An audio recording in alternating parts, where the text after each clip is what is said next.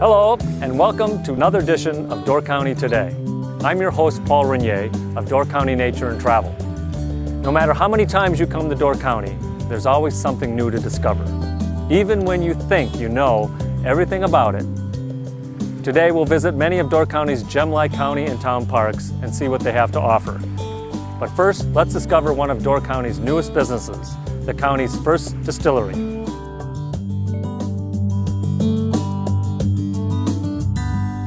The winery started in 1974. It was the old Carlsville Elementary School from 1868 till 1963. It was abandoned for about 10 years. In 1984, my family bought the winery. My folks were big wine connoisseurs, but really knew nothing about making wine. Went a long way from one-room schoolhouse, from bottling one bottle at a time on an antique piece of equipment to thousands of gallons and 5 pallets of wine off a bottling line a day. Now we're going into a new venture called Door County Distillery. We're going to start distilling right here, connected to the winery. We're going to start off with vodka and cherry vodka. Possibly brandy, because we're Wisconsin, we have to have brandy. So then, a cherry brandy. As you walk into the old original 1868 Carlsville schoolhouse, this is it. The original wall that separated the 2 schoolrooms ran down the middle of the room. It was 1st through 4th on one side, 5th through 8th grade on the other side. But what's more interesting is our new food tasting area and wine pairings area here. So we're allowed to taste many of our products that we sample, including all our great homemade fudge. We have the addition of Fat Louie's Olive Oil Company, where we have all Italian balsamic vinegars, aged balsamic vinegars, which are 8-leaf quality, as well as our extra virgin olive oils, including our new organic certified. The end of the steps is where the original schoolhouse stopped, and we had this floor added back in '94 and then again in 2004. It's now my wine tasting room. LaCrosse grape that we produce and bottle, that's from an all-Wisconsin grape. And we have a Maréchal Foch that's also an all-Wisconsin grape that we grow and bottle and make here. And then we have Saval Blanc that's in our Peninsula White that we mix with apples. So we have 3 wines that have grapes from Wisconsin. The tasting bar used to be in the back of a large room, and now we have a much more personal and quaint tasting experience because, of course, the ceiling is lower and the tasting staff are much closer to our guests. Most of our guests struggle at getting to the tasting bar when we have a busy point in the season, so we've added another tasting bar. These French doors are allowed to close to have a semi-private tasting experience, or when it's busy, we open the French doors to come into the second bar, which is an exact duplicate of the other tasting bar. To my left is Bistro 42. Now the restaurant was here back in 2004, but certainly had an opportunity for a facelift. Bistro is very well known for their casual American Italian flair, and they have a stone-fired pizza, and these pizzas are the bomb. This is the main entrance. As you come up from the downstairs foyer, you see our new tank bays. Each side will hold up to 20 tanks. This size is, we have the larger tanks on this side, a smaller size on this bay, but most of them are anywhere from 1,000 to 1,500 gallons. And this was really the premise of why we needed to do this expansion. We were simply out of space to make more wine. So follow me across the bridge to our last tasting venue here, Door County Distillery. Paul Santoriello, our winemaker, is going to take that on. He's going to oversee the wine and the distilling project. Distilling is more in the brewing industry rather than winery. We see that we can make brandy from wine and whiskey from grain. And a lot of the vodka, especially the vodka we produce, is from grain. It's 100% wheat. What the still is actually doing is it's a giant concentrator, and it's the skill of the artisan of the distiller that's actually condensing and then capturing just the ethanol part. That is what high-proof spirit is. That's what vodka is. What we want to do is capture the hearts of the run, which is ethanol. The heads you immediately cut out, and that's because it'll give you a hangover. The sampling is done at the back end of the still, where it's more sensory. than it is tasting. You can smell and understand the product as it comes off, and you can capture higher quality at that point, at the back end of the still. And then our tasting area is right behind me, and you are allowed to come in and have a small sample. Door County Distillery was a vision of one of a local architect, and produced and developed by a local construction company. It's just a beautiful building. The outside is reminiscent of a Door County round barn with Door County limestone on the outside, and the inside is somewhat reminiscent of a barrel. And the beautiful copper just warms the entire building and complements the copper domes of our beautiful still. The first series of our 3 new releases will be lighthouse doors, but we're expanding that to always include doors that have some kind of tie to Door County, be it a lighthouse or a historical purposes or some type of preservation that includes the story of Door County and all of our products. On the back of our labels will be a key that supposedly matches that style of that antique door, of the current door, with a story that describes how the door ties into the essence of what's in the bottle. We're hoping to turn out over 6,000 cases a year is what we're planning on doing. We do over 50,000 cases of wine. This past season we produced over 120,000 gallons of wine, and that's a lot of vino. Find us online, type in Door County Wine, Door Peninsula Winery. Our website's dcwine.com.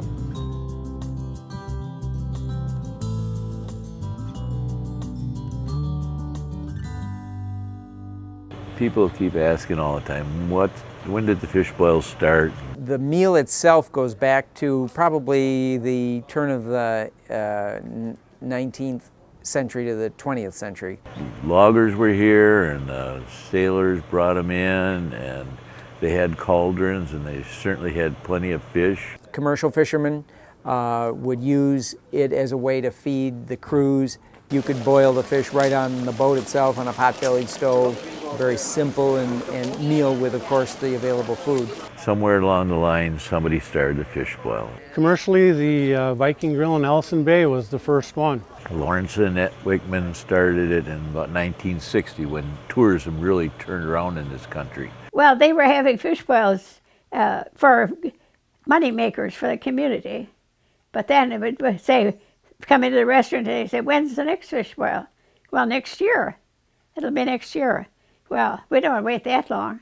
Why can't you have it here? That was the early 60s. So Lawrence and Annette started the fish boil, and they're the only ones doing it commercially, and they'd serve up to 700, 800 people in one night. And I remember one time when we had a fish boil, we had 900 people, but then we had buses.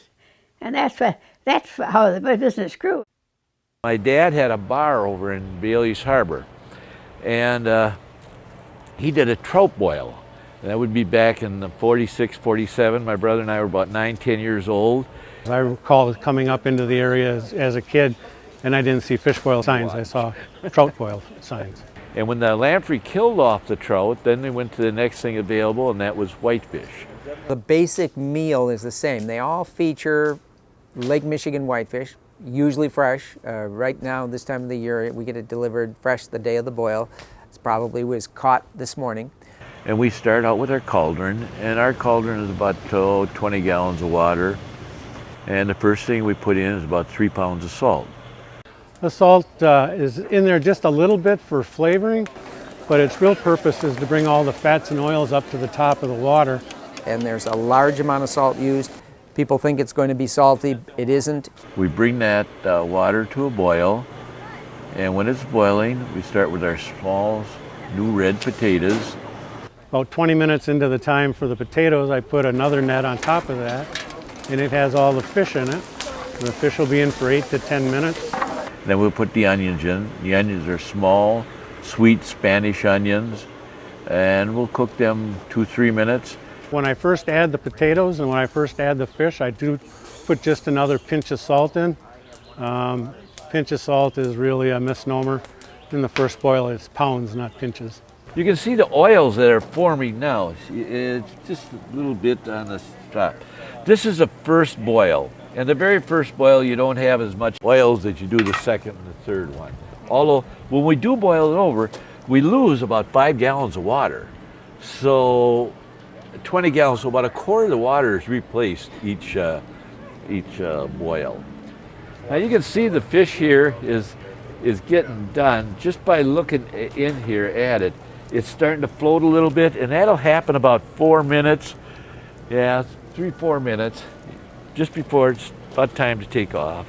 Now here's our fuel oil, which we use to boil over with. Not a big deal, you know, but it's there. I'm not. See how long it lasted? I know a lot of people think that the fish boil is, the overboil is for the show. It certainly is a spectacular event, but it does have that purpose. You don't, if you didn't and you pulled the nets out without doing the boil off, you really would want to rinse it or somehow, and of course with a big outdoor net, that wouldn't be a very easy process. We open the first Friday in April, and I boil every Friday from April to the end of December. In winter, we get them out for a few minutes to watch the climax of the boil, but the rest of the time they're comfortably sitting in their tables inside. Door County is such a unique place, and they're up here and they're having fun. Weather's nice, they're on vacation. You know, people stopped earlier. What time is your boil over? Well, you know, if it boils in time, it'll be at 4:30. If it doesn't, well, it won't. Not everybody did it like we did. We did it for sort of like, more like a show, making it wonderful to come to it. Makes my mouth water. It really does.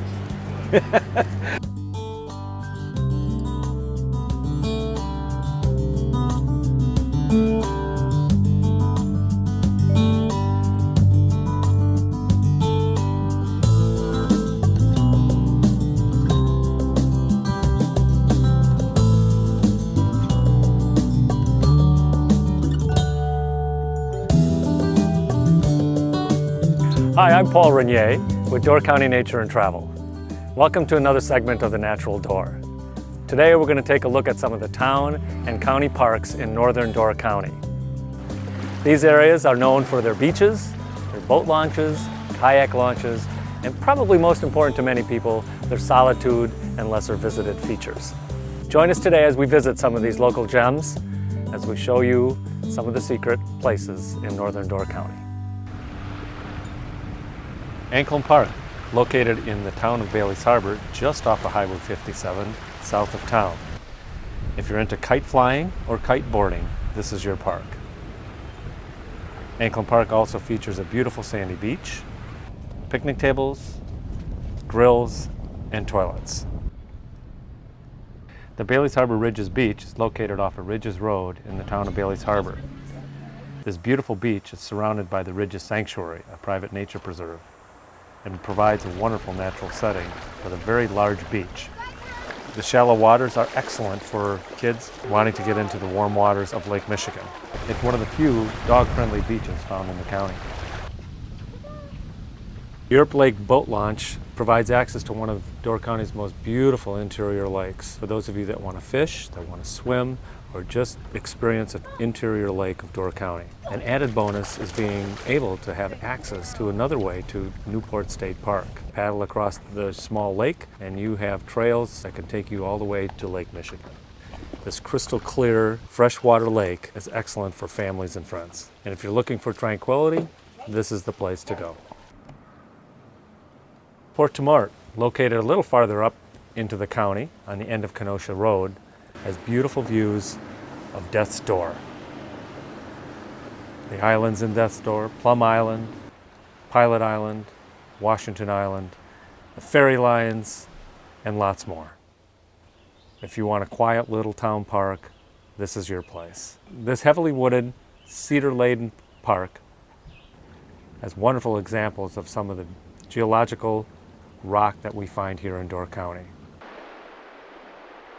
For those of you that want to experience the Niagara Escarpment, you can literally go over the edge at Ellison Bluff County Park.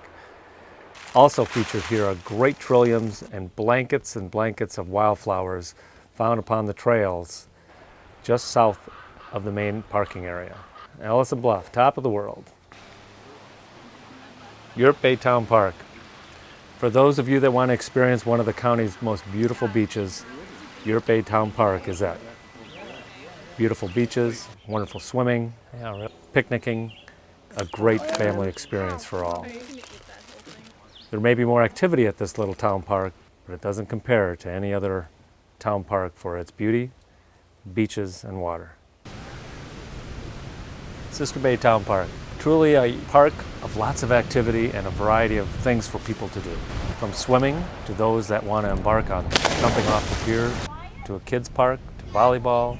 The Sister Bay Town Park is a location for lots of activity and a variety for you to enjoy. The Sister Bay Park is a growing park with the vision of the leadership in the local community to preserve open green space for a variety of activities, from swimming to music, to volleyball, to kids park, to just open space to allow us access to the beautiful Bay of Green Bay. This is truly a park that deserves recognition. It's a perfect place to watch the boats or the world just go by. Located at the end of Isleview Road is a park called Holtz Memorial Park. Beautiful views of Pilot Island and Plum Island are featured in this beautiful little park. Walk down below for a little more of the Door County Beach and Door County geology. One of the more quieter parks on the Door Peninsula. This little park is a gem just to watch, sit, and relax. It also provides a great view of Pilot Island and Pilot Island Lighthouse. Thank you for joining us on another segment of The Natural Door. Hopefully you enjoyed this tour on Northern Door's town and county parks. For specific information and location on these town and county parks, go to doorcountytoday.com.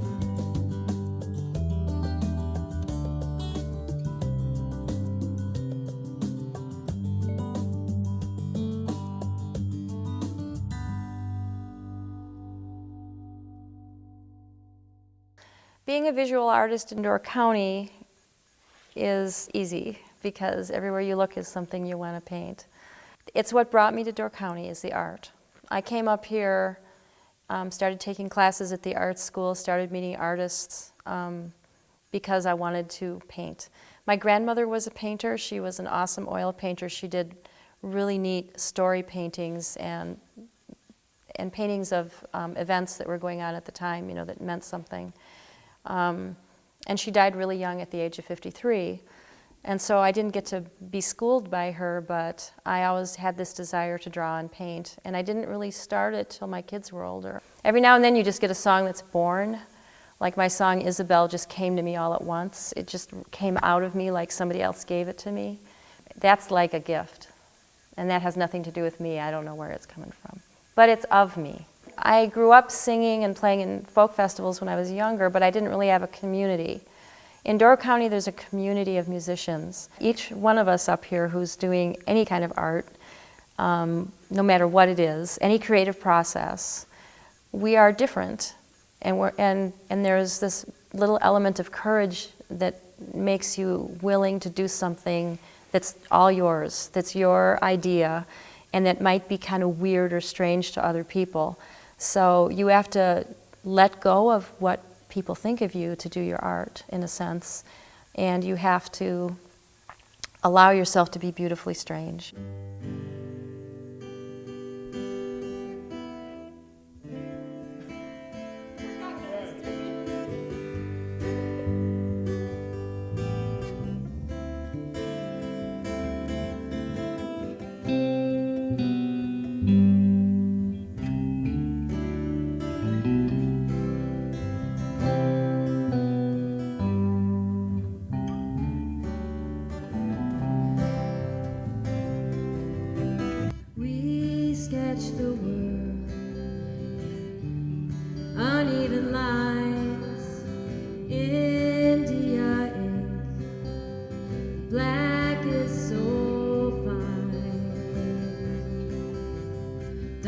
Shadows and the colors so rare. We feel everything.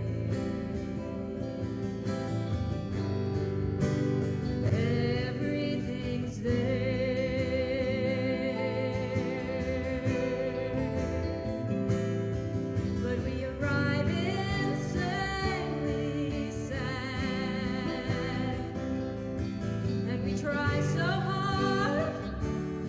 hard to change. We are beautifully strange. I can't help it. It's like if I don't do it, I get really sad. I can't grasp life firmly by the horns and go forward if I'm not singing or writing about what's happening to me or to what I see around me. I grew up in the 60s with the folk movement and Peter, Paul and Mary and Bob Dylan and Buffy St. Marie and Joan Baez and all those people who so aptly described what was going on around them and made huge differences in people's opinions. And I'm not very good at telling people how they should think or anything, but I like kind of using my songs to maybe put a spotlight on something they weren't paying attention to. And we arrive in a world prepared, and we try so hard to be brave. We are beautifully strange.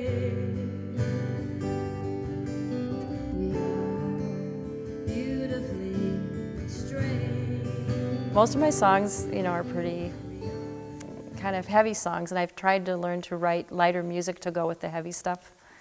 But Beautifully Strange is definitely about people who are doing it. The concert series has grown beyond what I ever envisioned, and it was just going to be something easy to get together with a few people on a Friday night. Suddenly I've got Grayson Capps coming, and he's from New Orleans, and he was on the soundtrack for a movie that John Travolta was in, and he's going to want excellence. Yep. Everybody needs and deserves excellence in sound when they come to a place, and they deserve the best press they can get, and they deserve a wonderful audience that's ready for them to come. So I spend a lot of time, trying to get the word out and describe what we're doing and introduce people to new musicians. Mm-hmm. The people that come here to listen to music listen, and they love it. And they just keep coming back, and we get lots of new people because they come in for the art. And it's also helping attract even a larger variety of performers. So I'm just thrilled. I mean, we went from the first year I did this series here, this is our third year. I think we had 10 shows, last year we had 12, and this year we have 15. I'm just amazed by all the talent up here and the desire to perform and put your own songs out there. The original stuff is what attracts me because it's people telling their own stories. But I love a good cover now and then.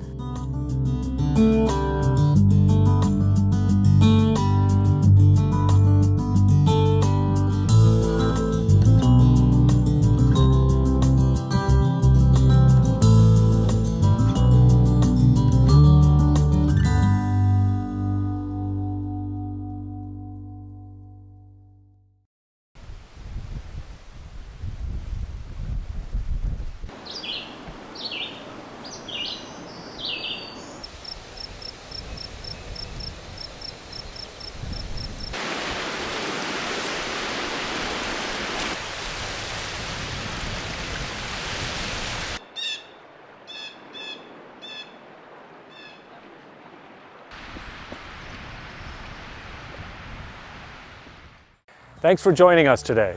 Remember to come back often to find out more about Door County's history, landscapes, businesses, and people. Thank you. I'm Paul Renier for Door County Today. See you next time, and visit us at doorcountytoday.com.